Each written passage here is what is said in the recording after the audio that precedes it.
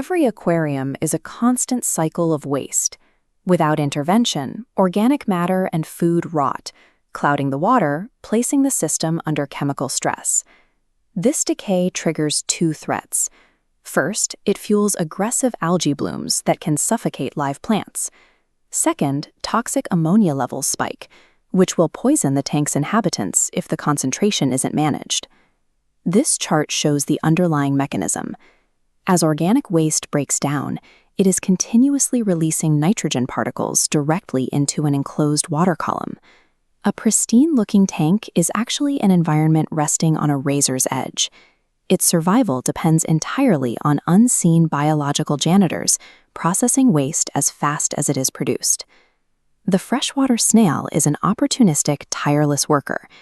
Daily, these animals spend 6 to 10 hours grazing across every surface in the tank. Their primary diet consists of soft green algae and biofilm, a thin, microscopic layer of bacteria and organic particles that coats the glass and driftwood. They are equipped with sophisticated chemical sensors. Snails can detect blue-green algae, which is actually a cyanobacteria, and steer clear of its toxic film. That blue-green slime produces microsystems, a class of toxins that the World Health Organization officially recognizes as potent liver hazards. By detecting these compounds at concentrations as low as 1 microgram per liter, the snail acts as an advanced chemical sensor. This efficiency creates a dangerous paradox. Because snails keep the glass so clear, most keepers assume their pets are naturally finding all the food they need. Treating these cleaners like autonomous, self-sustaining machines is a mistake that frequently leads to their starvation.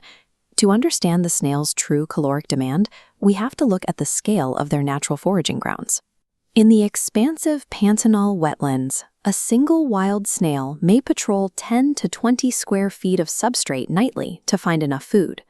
When moved into a standard 20-gallon aquarium, that territory is compressed into merely 2 square feet of bottom glass, and in most tanks, multiple snails are forced to compete for that same limited surface.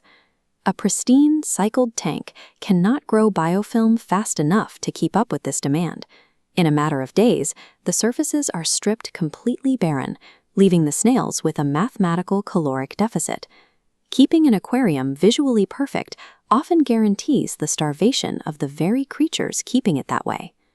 Beyond basic metabolism, snails face a massive biological cost, maintaining a heavy shell composed of 95% calcium carbonate.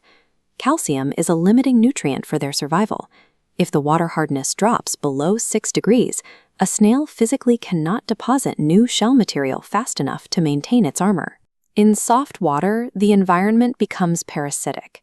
Because the water is chemically undersaturated, it chemically pulls calcium carbonate molecules directly out of the living snail shell to reach equilibrium. This chemical theft leaves visible scars. The shell becomes pitted, develops chalky white patches, and grows so thin and brittle it cracks under slight pressure. When the starving cleaner finally dies, it rots, releasing the exact toxic ammonia spike it was purchased to prevent. To maintain a healthy ecosystem, we must shift from passive observers to active managers, manually bridging the nutritional gap our tanks create.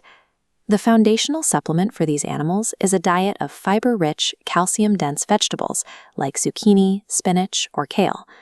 Raw vegetables have a natural defense: rigid cellulose cell walls. A snail's feeding organ cannot penetrate them.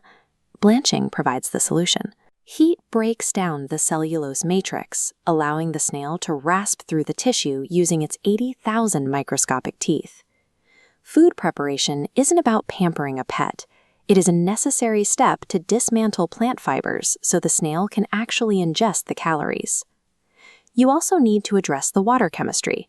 Adding cuttlebone or crushed coral to your filter will push the hardness into a safe zone of 8 to 15 degrees, providing the raw material for shell repair. However, you must follow the 24-hour rule. If blanched vegetables are left to decompose, they will drive toxic ammonia levels to dangerous peaks within 48 hours. Supplement heavily in very clean tanks, but restrict food if you see a sudden explosion in pest snail numbers. You can use their diet as a natural method for population control.